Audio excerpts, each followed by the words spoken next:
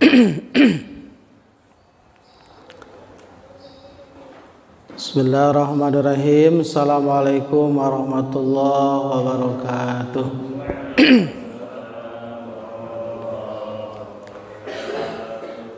Alhamdulillahilladzi syarafana bi khatamin nabiyyin wa kunna khaira ummatin ukhrijatil alamin. Asyhadu an la ilaha illallah al-malikul haqqul mubin wa asyhadu anna muhammadan abduhu wa rasuluh Shadiqul wa'dil amin. Amma ba'd.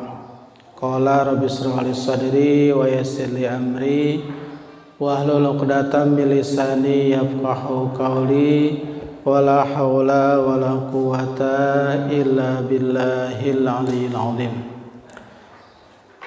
Yang saya hormati Ketua DKM Masjid Al-Irsyad beserta jajarannya, hadirin wal hadirat rahimakumullah. Pertama-tama marilah kita panjatkan puji dan syukur kehadirat Allah Subhanahu wa taala yang masih memberikan kesehatan dan kesempatan kepada kita semua. Alhamdulillah, pada pagi hari ini kita masih dipilih oleh Allah Subhanahu wa taala untuk bisa melaksanakan sholat subuh secara berjamaah, dilanjutkan dengan i'tikaf, silaturahmi dan thalabul ilmi. Mudah-mudahan rangkaian amal ibadah kita diterima oleh Allah Subhanahu wa taala. Salawat beserta salam kita limpah curahkan kepada baginda alam Nabi besar Muhammad sallallahu alaihi wasallam. Sebelumnya marilah kita berdoa dan mendoakan wabil khusus keluarga kita semua. Mudah-mudahan senantiasa tetap dalam lindungan Allah Subhanahu wa taala, diselamatkan dari bencana dunia dan bencana akhirat. Anak-anak kita mudah-mudahan dijadikan anak yang soleh solihah, dibukakan pintu kecerdasan oleh Allah Subhanahu wa taala, diberikan kemudahan untuk meraih segala yang dicita-citakannya. Anak-anak kita yang sedang mencari lapangan pekerjaan, semoga Allah Subhanahu wa taala memberikan rizki yang halal dan barokah. Yang sedang mencari pendamping hidup, semoga Allah Subhanahu wa taala memberikan pasangan yang soleh dan solihah. Yang sudah berumah tangga, semoga Allah jadikan keluarga yang sakinah, mawadah, warahmah, melahirkan keturunan yang soleh dan solihah. Yang sedang sakit baik lahir ataupun batin, sebut dalam hati masing-masing, semoga Allah memberikan kesembuhan, Allah memberikan kesabaran, Allah menjadikan sakitnya sebagai penggugur bagi dosa-dosanya. Orang tua kita, guru-guru kita yang telah mendahului kita ke alam barzah, semoga Allah Subhanahu wa taala menerima amal kebaikannya, memaafkan kesalahannya, menjadikan kuburannya sebagai raudhatun min riyadil jannah, taman dari taman surganya Allah Subhanahu wa taala. Ala diniyatin salihah. Al-Fatihah. A'udzu billahi minasy syaithanir rajim. Bismillahirrahmanirrahim. Alhamdulillahi rabbil alamin. Ar-Rahmanir Rahim. Maliki yaumiddin. Iyyaka na'budu wa iyyaka nasta'in. Ihdinas siratal mustaqim. Siratal ladzina an'amta 'alaihim ghairil maghdubi 'alaihim waladdallin. Amin. Baik Ibu Bapak sekalian, kita lanjutkan kajian kita melanjutkan kitab Ta'limal Muta'alim.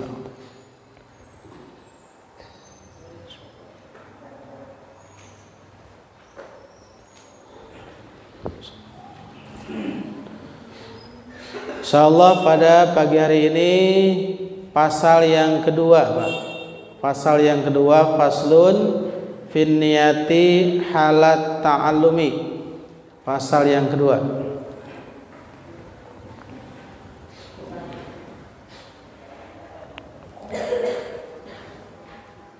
Pasal yang kedua, faslun fin niyati halat ta'allumi. Bismillahirrahmanirrahim. Faslun, satu pasal, fin niyati, di dalam niat, halat ta'allumi, ketika belajar. Jadi pasal ini menjelaskan niat ketika kita belajar. Kita hadir di Masjid Al-Irsyad ini dalam thalabul ilmi harus niat seperti apa? Summa labuda, kemudian harus atau penting, lahu, baginya, bagi seseorang yang akan thalabul ilmi, minan niyati, dari niat, fi zamani ta'allumil ilmi, di waktu mencari ilmu. Jadi ketika kita mencari ilmu, yang harus kita benahi, yang pertama adalah niat. Benahi niat ketika thalabul ilmi.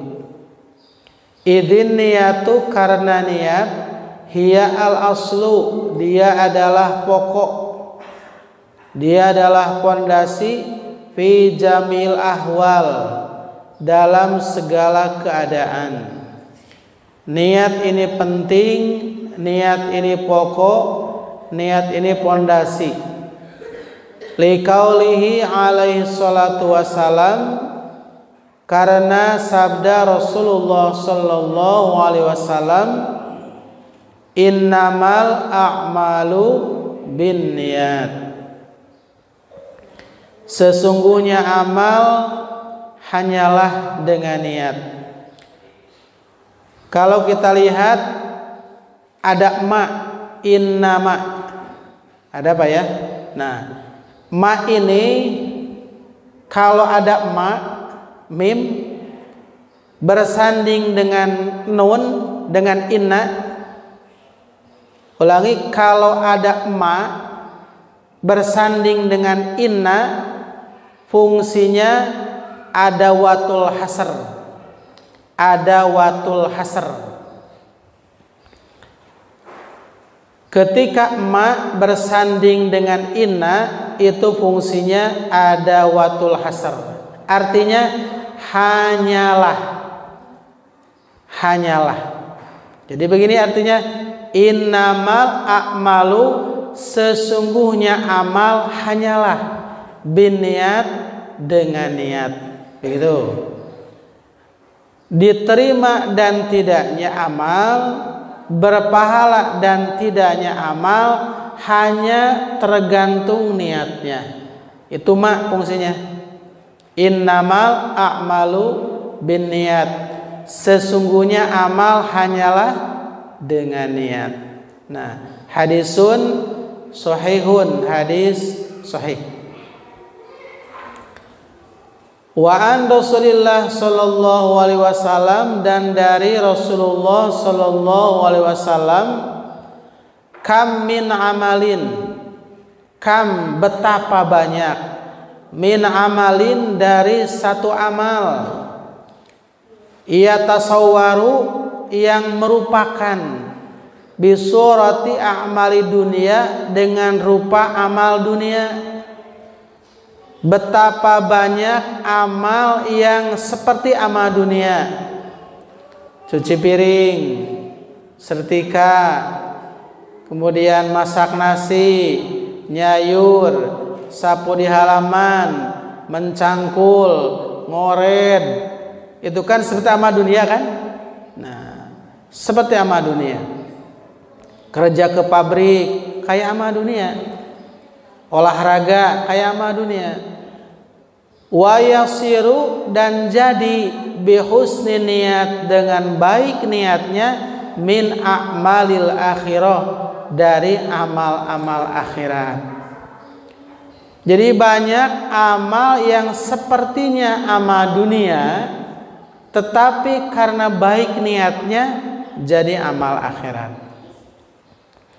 Kita cuci piring, cuci pakaian, niatnya bersyukur, merawat nikmat yang telah Allah berikan. Cuci mobil, cuci motor, merawat nikmat Allah yang telah diberikan. Merawat sawah, merawat kebun, olahraga, merawat diri agar sehat.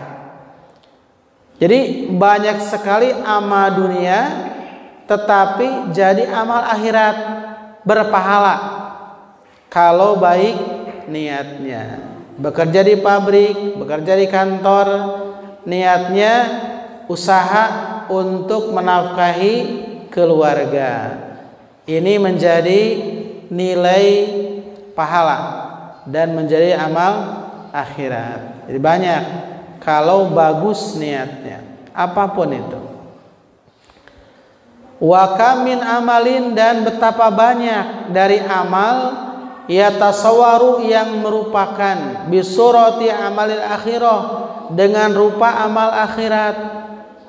Salat, thalabul ilmi, sedekah, baca Quran, itu amal akhirat.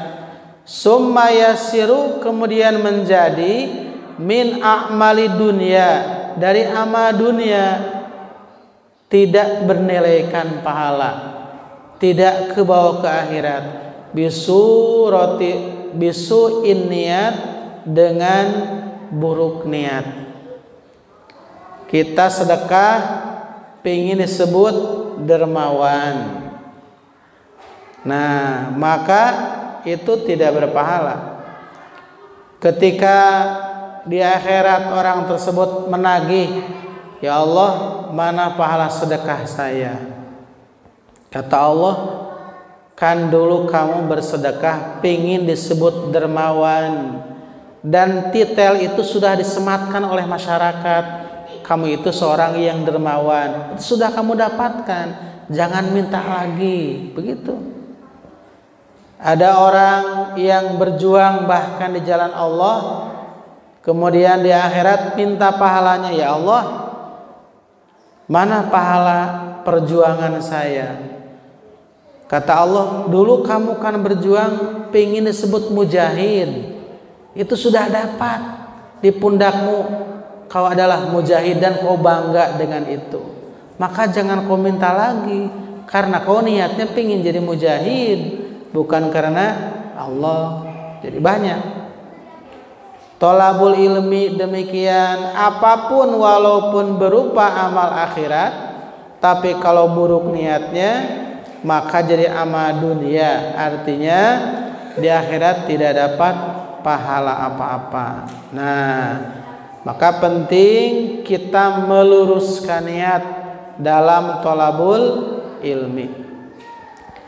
Seperti apa niatnya? Wayan bagi, dan perlu, penting, ayanuya, untuk berniat, al muta'allimu, orang yang belajar, bitolabil ilmi, dengan mencari ilmu, ridallahi ta'ala, mencari ridho Allah. Nah, satu, jadi tanamkan, tancapkan dalam hati kita thalabul ilmi pagi hari ini, niatnya untuk mencari ridho Allah. Nah, jadi bukan mencari apa-apa, tapi mencari ridho Allah. Kenapa ridho Allah? Karena semua berpangkal pada keridhoan, Pak. Allah memberikan harta, kekayaan kepada manusia, tapi tidak semua orang mendapatkannya. Ada yang kaya miliaran asetnya, ada yang tidak. Allah memberikan pangkat kepada manusia, tapi tidak semua dapat. Jadi presiden, gubernur, bupati, camat, RT, ada yang tidak sama sekali. Tetapi Allah memberikan dua hal dan semua dapat. Satu senang, dua susah, dapat semuanya. Presiden kira-kira suka dapat kesenangan? Suka. Susah? Suka juga. Ibu-ibu suka senang, ibu? Suka susah? Banyakan mana? Nah, cari kesenangan dalam ridho Allah, cari susah dalam murka Allah, begitu ya. Jadi kenapa harus mencari ridho Allah? Karena sumber kesenangan ada dalam ridho Allah. Kira-kira kalau di penjara, DLP, hidup DLP enak tidak? Belum tahu, belum pernah. Kira-kira ini mah enak gak? Gak enak, tergantung Pak. Kalau dia hidup di lembaga pemasyarakatan, ya, tidak direstui pemerintah, tidak diridhoi penguasa, karena mencuri, karena narkoba, maka dalam tahanannya sengsara. Tapi kalau dia hidup dalam tahanan dengan ridho penguasa, dengan restu penguasa, jadi sipir dia, jadi penjaga, kira-kira enak gak? Nah begitu. Penjaga penjara dengan tahanan sama di sana hidupnya. Tapi beda. Yang satu senang, yang satu susah. Apa yang menentukan? Ridho penguasa. Kata atasannya, kamu di sini, udah tugaskan, digaji, sepatu, pangkat, begitu. Karena diridhoi penguasa, pemerintah. Kalau orang tersebut mencuri, membunuh, tidak diridhoi, direstui, berarti dia jadi tahanan, pasti dia sengsara. Nah, begitupun di dunia. Jadi bahagia dan sengsara tergantung ridho Allah. Begitu. Yang menentukan ridho Allah. Dimanapun hidup kita, kalau Allah ridho pasti senang. Dimanapun hidup kita, kalau Allah tidak ridho pasti sengsara. Ibu-ibu sedang tidak diridhoi suami, enak ke di rumah, Bu? Sedang kelas dengan suami, udah mau betah. Suami sedang tidak disukai istri, gimana? Sama kan? Mau berangkat, sarapan nggak ada.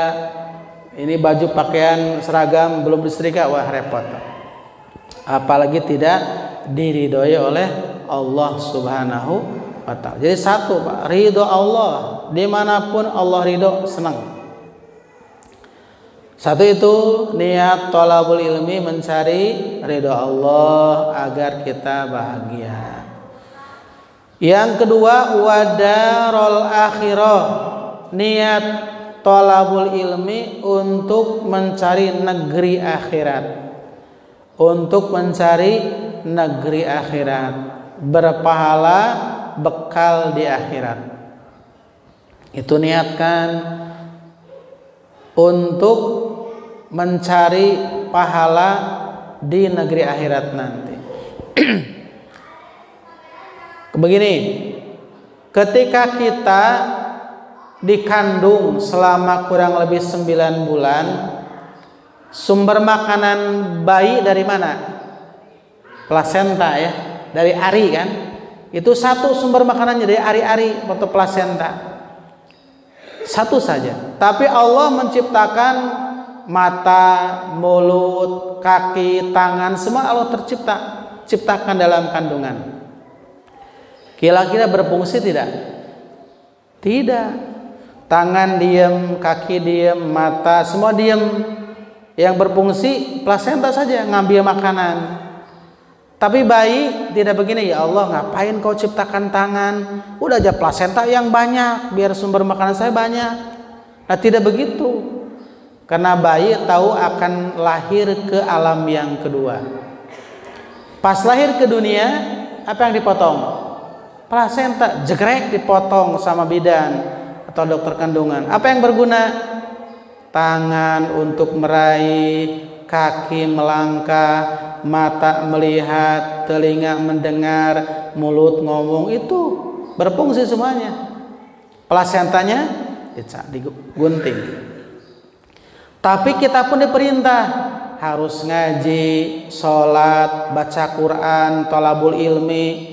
Kata kita ngapain kayak begini? Beringan kerja, hiburan, mata enak memandang, tangan jalan kaki kemana-mana. Ngapain ngaji, ngapain sholat, kan begitu? Ngapain baca Quran? Ternyata kita akan pindah ke alam yang ketiga. Ketika kita mati, mata ditutup, tangan diikat, kaki diikat, ini disumpal. Apa yang berguna bagi kita? Hasil ngaji, hasil sholat, hasil baca Quran, hasil thalabul ilmi. Nah begitu. Jadi kita pindah terus dan beda bakalnya. Kalau kita tidak percaya akhirat, tidak tahu bakal akhirat, tidak akan datang thalabul ilmi karena tidak merasa penting. Nah begitu. Jadi manusia ini sebetulnya makhluk yang kekal, cuma pindah-pindah alamnya. Alam arwah tuh, ketika kita belum ditiupkan ke rahim calon ibu kita masing-masing, namanya alam arwah. Alastu birabbikum, apakah kalian tahu aku Tuhan kalian? Bala syahidna, benar kami tahu, menyaksikan bahwa engkau Tuhan kami. Ditiupkanlah ke rahim ibunya masing-masing ketika 4 bulan dalam kandungan, masuk ke alam yang kedua, alam rahim. Bekalnya beda, plasenta masuk, lahirlah ke dunia, alam ketiga, bekalnya beda. Ini tangan kaki, ini bekal, nikmat yang menjadi alat untuk mencapai tujuan. Ini semuanya. Nah kemudian setelah itu masuk ke alam yang ketiga, alam kubur, alam barzah. Bekalnya apa? Hasil di dunia ini. Nah, thalabul ilmi nanti pahalanya ada, baca Quran pahalanya ada, sholat subuh berjamaah pahalanya ada. Akan rugi nanti di akhirat kalau kita tidak beramal di dunia untuk akhirat. Nah, jadi yang kedua harus yakin wadarul akhirah, untuk negeri akhirat. Cuma nggak kelihatan, jadi banyak orang yang tidak mau berjamaah, tidak mau sholat qabla subuh, padahal pahalanya besar. Seandainya nih DKM Al Irsyad, misalkan berjejer tuh ada Avanza, Vario segala macam berderet, kemudian ada pengumuman silahkan yang sholat sunat qabla subuh 2 rakaat di masjid ini ngambil 1 unit mobil. Kira-kira banyak nggak yang sholat sunat di sini? Banyak.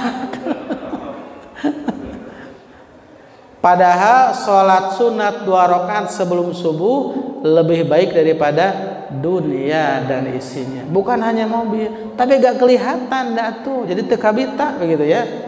Kalau kita niat negeri akhirat, nah pasti diambil. Nah, itu negeri akhirat maksudnya, seperti itu. Kenapa gak kelihatan? Susah nyimpennya. Coba kalau setiap kita sholat qabla subuh dapat, sok ambil, mau naruh di mana ya? Ada kapal pesiar, ada kereta api, walah di mana nyimpennya ya? Nah, sudahlah tersimpan di sisi Allah. Ketika kita meninggal, kata Allah, silahkan ini harta milik Tuhan. Oh, senang kita. Orang yang tidak begitu nanti pelongo, saya mana ente mah pernah sholat subuh gitu kan riuh gitu. Nah, tidak pernah thalabul ilmi. Nah, jadi yang kedua untuk negeri akhirat, bekal kita Pak, bekal kita. Kadang kita hanya mentok di pensiun Pak. Bagaimana pensiun nyaman, punya passive income. bikin kontrakan segala macam, kita sudah tidak bekerja, ada ngalir. Tapi kita tidak berpikir bahwa setelah pensiun akan mati. Apa yang akan ngalir ketika kita mati? Nah, tidak terpikirkan. Bangun masjid, nempel, ngalir, begitu harusnya. Nah, mendidik anak-anak, kita meninggal, anak mengamalkan ilmu dari kita, ngalir, nah begitu. Bikin sumur bor untuk masjid, untuk wudhu segala macam, ngalir. Bikin jalan, ngalir, begitu. Nah, kadang tidak terpikirkan untuk di akhirat nanti, hanya mentok di pensiun saja. Yang ketiga, niat thalabul ilmi wa izalatul jahli, menghilangkan kebodohan. Menghilangkan kebodohan. An nafsihi, dari dirinya, dari diri sendiri, wa an sairil juhal, dan dari orang-orang yang bodoh yang lainnya, orang yang tidak paham. Thalabul ilmi, niat yang ketiga, menghilangkan kebodohan dari dirinya, ya. Kemudian niat menghilangkan kebodohan dari orang lain. Kita paham, kita bisa, kita mengajarkan ke yang lain. Nah, bodoh dalam diri kita hilang, juga menghilangkan kebodohan dari orang lain. Ini niat mencari ilmu.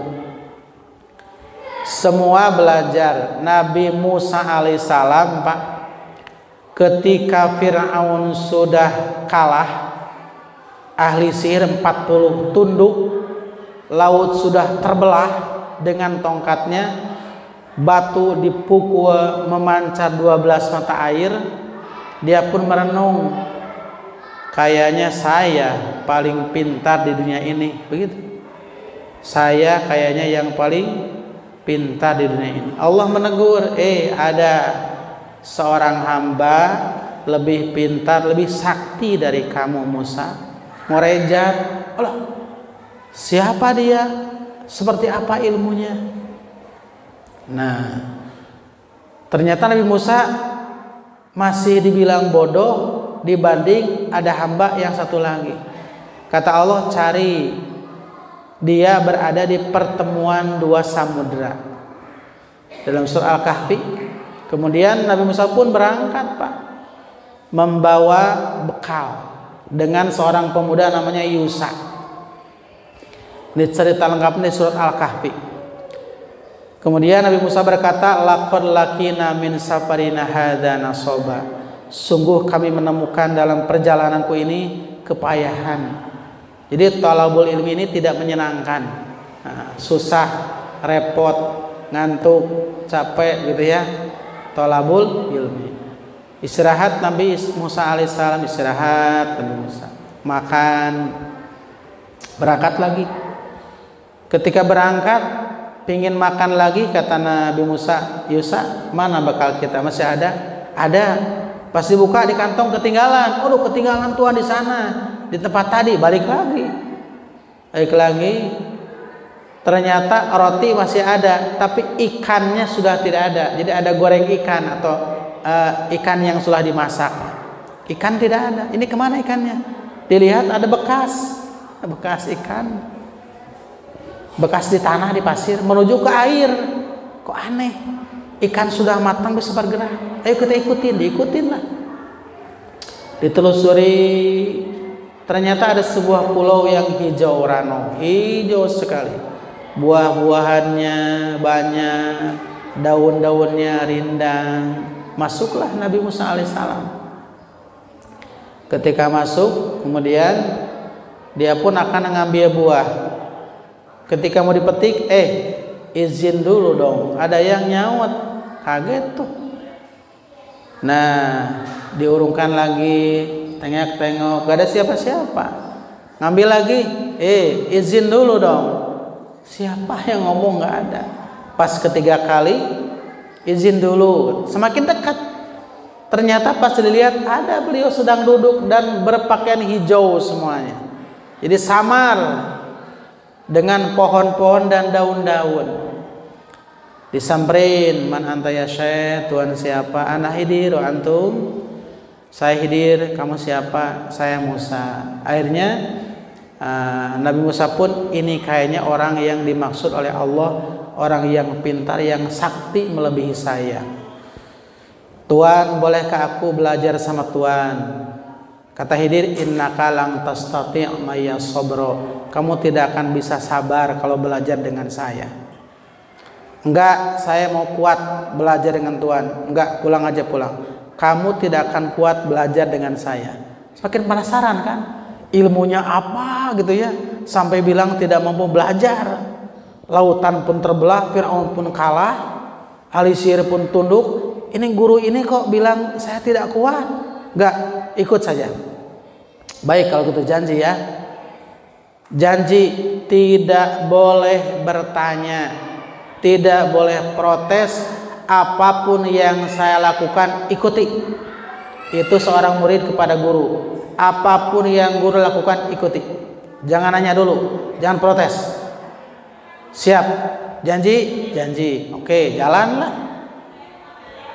Jalan mengikuti laut nyebrang, Pak. Nyebrang, kemudian numpang di sebuah sampan, perahu, kapal kecil. Naik berjalan itu kan. Ketika di tengah perjalanan, Nabi Khidir bertanya kepada nahkodanya, maaf Tuan, punya kampak tidak? Ada. Ini silahkan. Diambil kampak, kemudian dikampakin perahunya, jebrod, jebrod, jebrod, jebrod. Semua dikampakin sampai bolong-bolong. Nabi Musa kaget. Kau merusak kapal orang yang telah menolong kita? Gak boleh itu, dosa itu. Kata Khidir, kan janji, gak boleh protes, gak boleh nanya. Oh iya, maaf. Awas, jangan protes lagi, ikutin aja, ikutin. Udah selesai. Kemudian sampai ke pantai.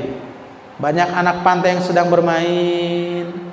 Tiba-tiba ada anak yang paling lucu, paling ganteng. Dipanggil, nah sini nak. Udah mendekat, tiba-tiba dipatahin lehernya, beletok Pak, sampai mati dia, terkulai mati. Kata Nabi Musa, kamu membunuh orang yang tidak berdosa. Laqad ji'ta syai'an nukra. Kini melakukan dosa yang sangat besar. 2 kali kamu protes, 1 kali lagi, dah gagal. Oh iya, maaf. Akhirnya kemudian diam aja Nabi Musa. Sampailah ke rumah seseorang. Di sana banyak makanan. Nabi Khidir pun baca salam dan izin minta makanan. Tuan, bolehlah kami minta makanan untuk berdua? Kata penghuni rumah, maaf, gak ada makanan buat kalian berdua. Padahal banyak Pak. Kata Nabi Musa, pelit benar nih orang nih gitu kan. Pelit sekali. Tapi Nabi Musa ikut berangkat. Kata Nabi Khidir, berangkatlah. Sampai di belakang rumah orang yang pelit tersebut ada menara Pak, yang mau roboh. Menara yang mau roboh. Kalau roboh pasti menimpa rumah yang tadi, pasti hancur saja. Dalam hati Nabi Musa, syukurin nih kalau hancur. Pelit ya, udah biar hancur aja lah. Ketiban menara. Tapi tiba-tiba Nabi Khidir mendekati menara dan dengan mukjizatnya diluruskan Pak, jod begitu. Sampai betonnya kuat kembali, lurus kembali. Kokoh kembali. Nah, baru Nabi Musa nih gak enak nih. Kalau tadi nahan-nahan, sekarang gak enak. Khidir, kalau kamu mampu meluruskan menara, bilang dari tadi. Harusnya ngomong ke yang punya rumah, Pak, rumah Bapak mau ketiban menara. Kalau ketiban hancur, saya betulkan, tapi tolong ngasih makan dulu. Gitu dulu harusnya, biar kita mengerjakan menara dapat makanan. Ini main luruskan aja, kita nggak dapat apa-apa, rugi dong kita. Kata Khidir, hadza firaku baini wa bainaka. Ini perpisahan antara kau dan aku. Sudah 3 kali kamu nggak lulus. Pulang. Akhirnya Nabi Musa tidak lulus Pak. Pulang. Bolehlah saya pulang, tapi tolong jelaskan apa yang terjadi tadi itu. Maka baik kalau begitu. Nabi Khidir pun naik perahu bersama Nabi Musa pulang ke tempat asal. Dalam perjalanan kata Nabi Khidir, kenapa aku merusak perahu yang pertama? Karena tahu di depan ada para perompak yang suka mencuri perahu dan membunuh pemiliknya. Maka saya rusak pinggirnya, bukan bawahnya, pinggirnya doang, tidak akan tenggelam.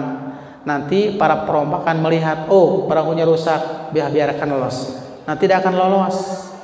Dia selamat, perahunya pun selamat. Kalau perahunya mulus, dicuri, orangnya dibunuh. Kok kamu tahu? Tahu. Dari mana? Allah yang ngasih tahu. Oh gitu. Kemudian kenapa anak itu dibunuh? Sampai jalan perahu gitu ya. Anak itu akan menjadi pembunuh kedua orang tuanya. Maka saya bunuh duluan atas perintah Allah. Kok tahu? Tahu, Allah yang ngasih tahu. Terus gimana orang tuanya nanti?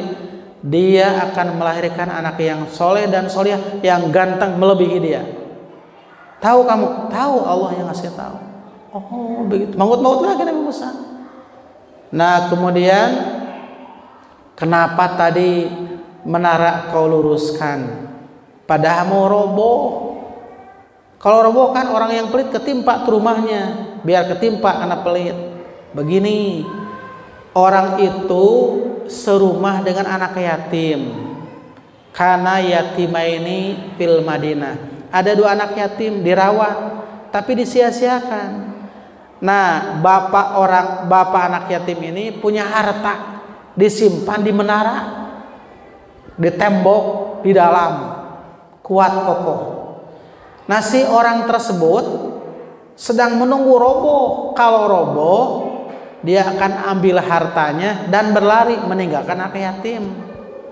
Hartanya banyak. Biarpun rumah roboh, tapi harta itu miliaran kalau sekarang. Asetnya miliaran. Dan anak yatim tidak bisa apa-apa. Maka saya luruskan dulu. Saya kuatkan betonannya biar awet sampai anak yatim dewasa. Dan dia akan ngambil hartanya sendiri.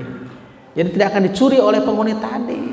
Justru kalau rubuh, dia tuh yang punya rumah yang untung akan dicuri dan kabur.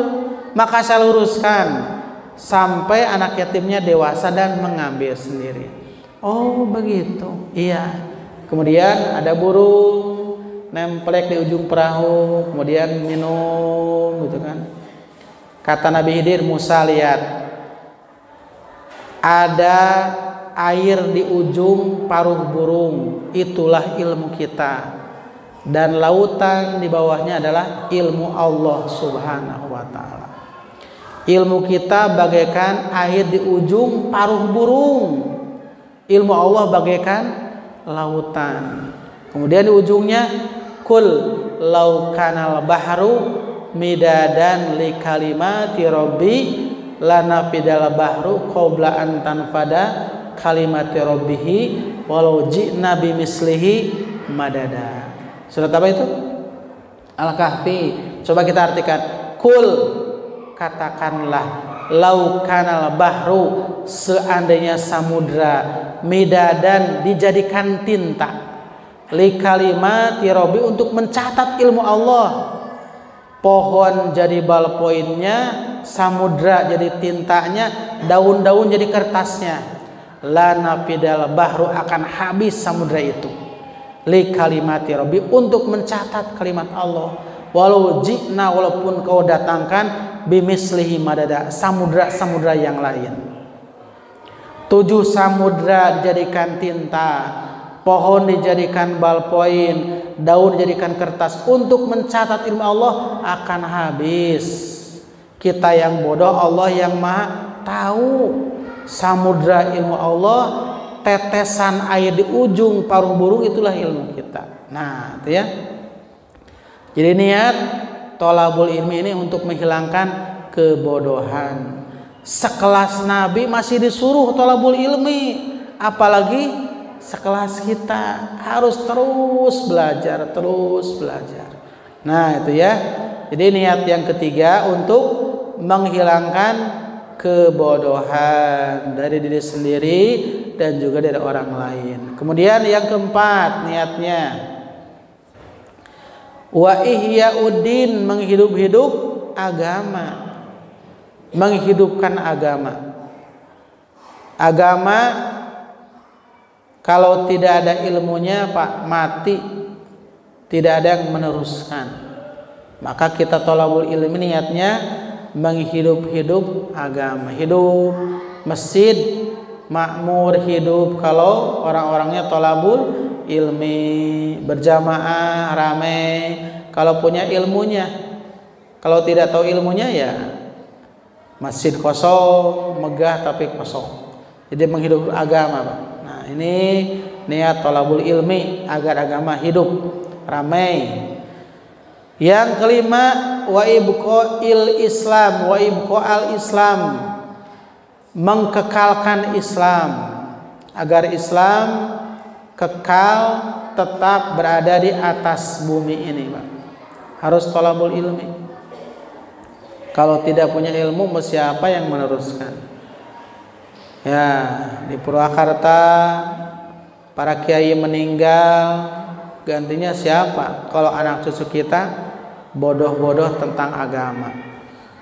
Kalau pejabat meninggal seminggu banyak gantinya, yang mencalonkan belum selesai sudah ada calonnya. Tapi kalau imam ya para kiai susah calonnya, penggantinya. Maka untuk ibqa'il Islam agar terus ya. Fa inna baqwal Islam, sesungguhnya tetapnya Islam bil ilmi, dengan ilmu. Walayasihu, tidak sah az-zuhdu, orang yang zuhud, wa taqwa, dan takwa, ma'al jahli, tapi bodoh. Zuhud itu tidak cinta dunia. Takwa menjalankan perintah Allah, menjauhi larangannya, tapi ma'al jahli, tapi bodoh. Gak bisa. Seorang ulama tapi bodoh, bagaimana nanti? Fatwanya sesat dan menyesatkan. Jadi zuhud dengan ilmu, takwa dengan ilmu, semua dengan ilmu. Kalau tidak dengan ilmu, dolun, sesat. Dalam Fatihah sering saya ungkapkan bahwa ada jalan yang lurus, jalan yang sesat, jalan yang dimurkai, siratal mustaqim, jalan yang lurus, siratal maghdub, jalan yang dimurkai, siratal dhalin, jalan orang-orang yang sesat. Siapa jalan yang sesat? Orang yang beribadah tanpa ilmu, sesat. Siapa yang dimurkai? Orang yang punya ilmu tapi tidak mengamalkan. Siapa orang-orang yang menjalani siratal mustaqim? Orang yang beramal dengan ilmu dan ilmu diamalkan. Nah, itu ya. Kemudian selanjutnya wan syadal ustad, dan juga menunjukkan seorang ustad, Syekh Imam Al-Ajal, Syekh Imam Al-Ajal yang agung, Burhanuddin Sahibul Hidayah, syi'ran, satu syairan, li ba'dihim, untuk sebagian para thalabul ilmi. Ada 2 bait syair karangan Syekh Imam Al-Ajal Burhanuddin Sahibul Hidayah. Ini syairannya sama dengan yang awal, Bahar Kamil. Fasadun kabirun alimun mutahattikun wa akbaru minhu jahilun mutanassiku. Huma fitnatun fil alamina azimatun liman bihima fi dinihi yatamassaku. Nah itu ya, itu namanya Bahar Kamil. Coba kita bareng-bareng ya. Fasadun kabirun alimun mutahattikun wa akbaru minhu jahilun mutanasiku huma fitnatun fil alamina azimatun liman bima fi dinihi yatamassaku. Nah itu ya, jadi ada syair-syair dalam ta'lim. Wajannya fa'ulun mafa'ulun fa'ulun mafa'ulun fa'ulun mafa'ulun fa'ulun fa'ulun. Itu ya, itu wazannya. Maujunnya ini fasadun kabirun alimun mutahatikun wa akbaru minhu jahilun mutanasikun. Nah ya, kalau yang sering baharojaj itu yang paling mudah. Baharojaj namanya. Baharojaj itu kayak Fathul Atfal, kemudian Imriti, Kailani, gitu ya. Kayak tajwid itu baharojaj. Itu sama ya. Misalkan wal mimu in ta linuni in taskun wali tanwini arba'u akamin fahud tabini fal awwalul idharu qoblal arufi lil halki situn rutibat fal tarifi hamjun fahaun summa ainun haun muhmalatani summa ginun khaun. Kayak begitu. Idhar, hukum nun mati dan tanwin. Fal awalul idharu qob. Nah seperti itu ya, itu namanya baharojad. Di tajwid biasanya ada. Nah itu mustafilun maf'ulatun, mustafilun mustafilun maf'ulatun, mustafilun mustafilun maf'ulatun. Nah itu ya.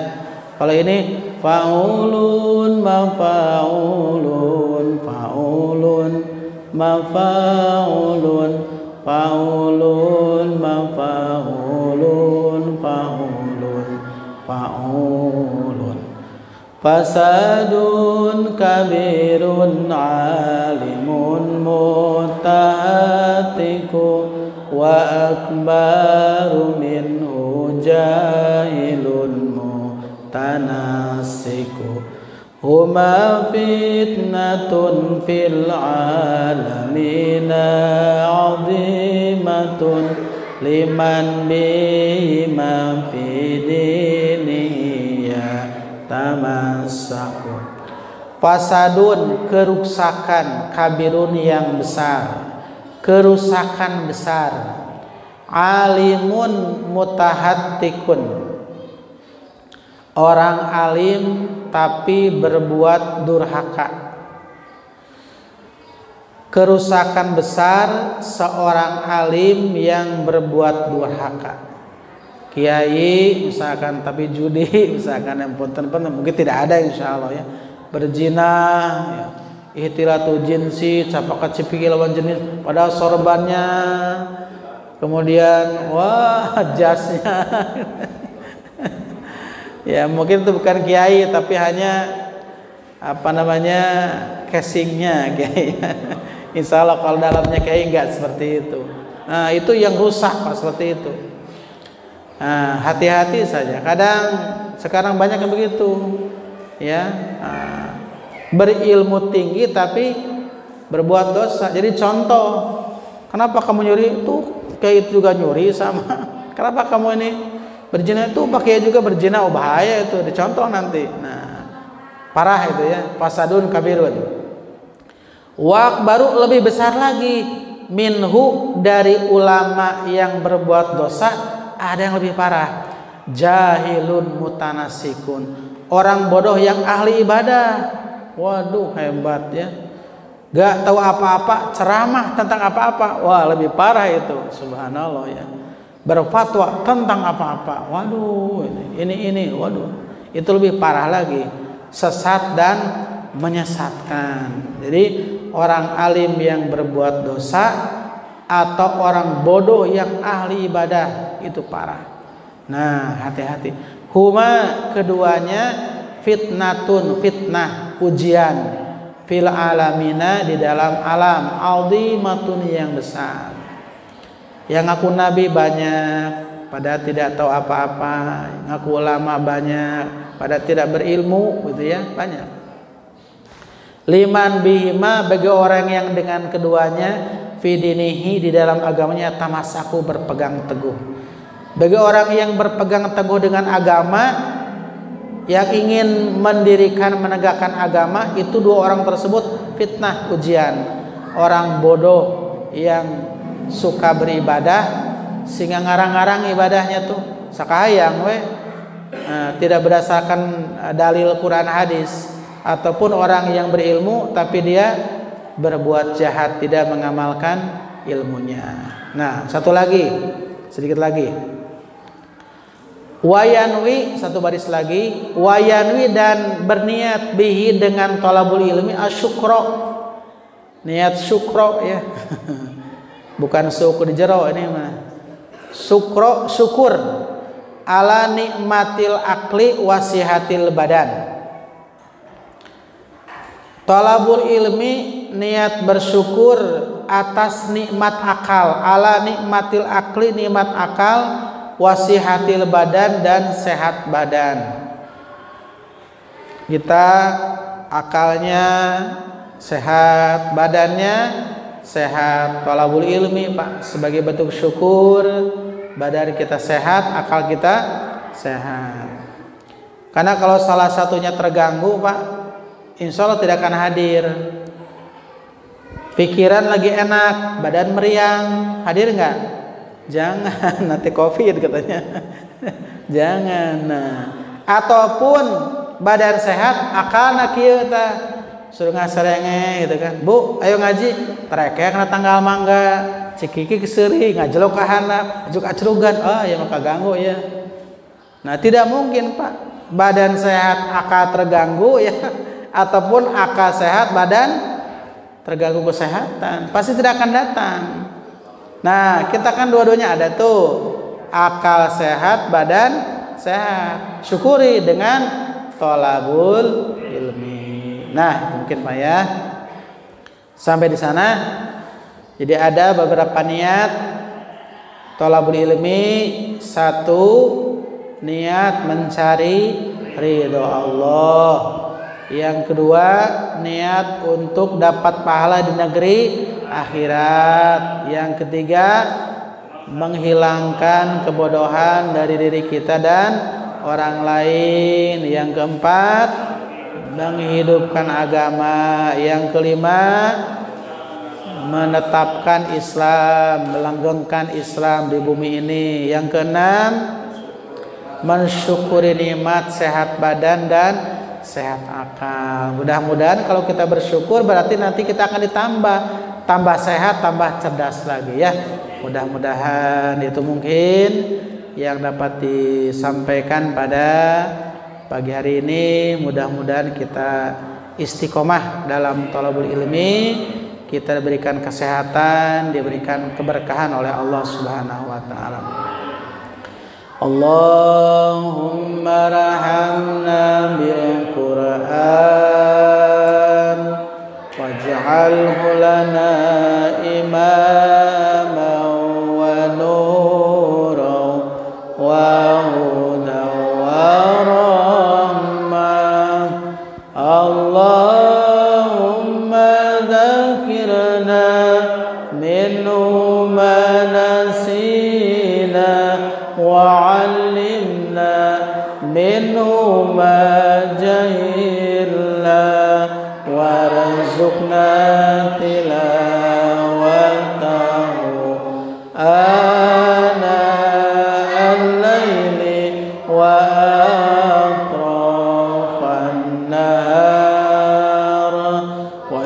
waj'alhu lana hujjatan ya rabbal alamin.